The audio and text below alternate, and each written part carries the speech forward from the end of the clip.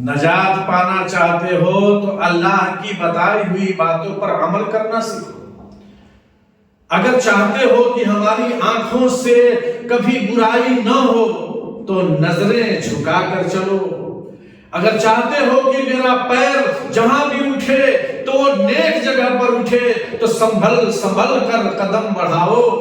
اگر چاہتے ہو کہ اپنے ہاتھوں سے کسی کو تکلیف نہ دیں تو اٹھانے سے پہلے اس ہاتھ پر غور کرو کہ غلط جگہ پر یہ ہاتھ نہ چلا جائے۔ جس زبان سے بول رہے ہو یہی زبان ہے کہ اگر اچھی بات زبان سے نکلتی ہے تو نبی کا اخلاق سامنے آتا ہے، نبی کا کردار سامنے آتا ہے، نبی کا کیریکٹر سامنے آتا ہے۔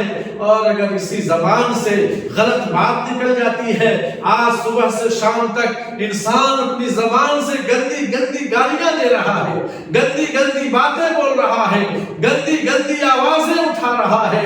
ہمارے نبی صلی اللہ علیہ وسلم کا یہ طریقہ نہیں تھا میرے دوستو۔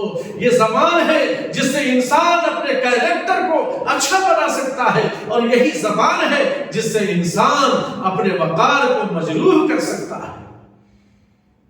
اس لیے میرے دوستوں اور بزرگوں، ایسی باتیں زبان سے نہ نکالیں جس سے توہین رسالت ہو، ایسی بات زبان سے نہ نکالیں جو نبی کی سنت کے خلاف ہو، ایسی باتیں زبان سے نہ نکالیں جو قرآن کے حکم کے اعتبار سے نہ ہو، بلکہ اگر ہمیں زندگی صحیح چاہیے تو سیدھا راستہ اپنانا پڑے گا، اللہ والا راستہ اپنانا پڑے گا، نبیوں والی سنت پر زندگی گزارنی پڑے گی۔ یہی ہمارے نبی کا طریقہ تھا کہ تمام کے تمام صحابہ اکرام رضوان اللہ تعالی علیہم اجمعین جاں بحق ہو گئے، لیکن اللہ کی رسی کو نہیں چھوڑے، شہادت کا جام پی لیے، مگر رسول اللہ کی سنت سے پیچھے نہیں ہٹے۔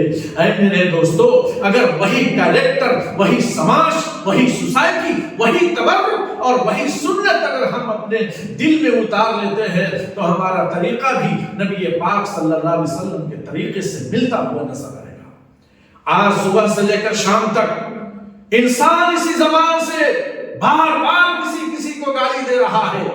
کیا سننے والا اچھا کہتا ہے؟ کیا سننے والا آپ کا احترام کرے گا؟ کیا سننے والا آپ کا اکرام کرے گا؟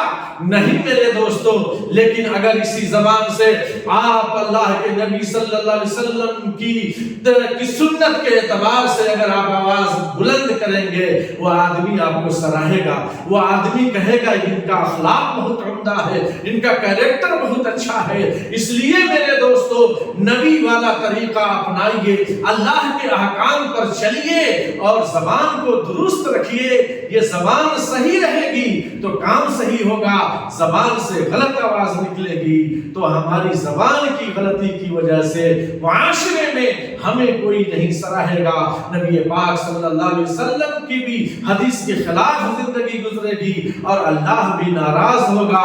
اس لیے جو زبان سے بات نکلے سوچ سمجھ کر نکلے، اللہ والی بات نکلے، نبیوں والی بات نکلے۔ میرے دوستو، جب اس طرح سے ہم اپنی زندگی کو ہموار کریں گے، نبی کی سنت کے اعتبار سے ہموار کریں گے۔ آج مجھے کہہ لینے دو، انسان صبح سے شام تک غیبت ہی غیبت میں مبتلا ہے، شکوہ شکایت میں مبتلا ہے۔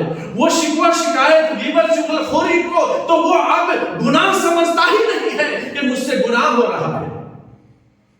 آج معاشرے میں اس طرح سے یہ بات پھیل گئی ہے کہ لوگ اس سے اگر سہارا نہیں لیتے ہیں تو وہ سمجھتا ہے کہ میں کسی لائق نہیں ہوں۔ اس طرح سے آج غیبت کا رواج بنا ہوا ہے۔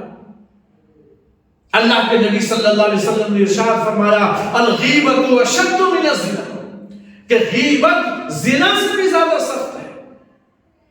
قرآن اعلان کرتا ہے کہ غیبت کرنے والا شخص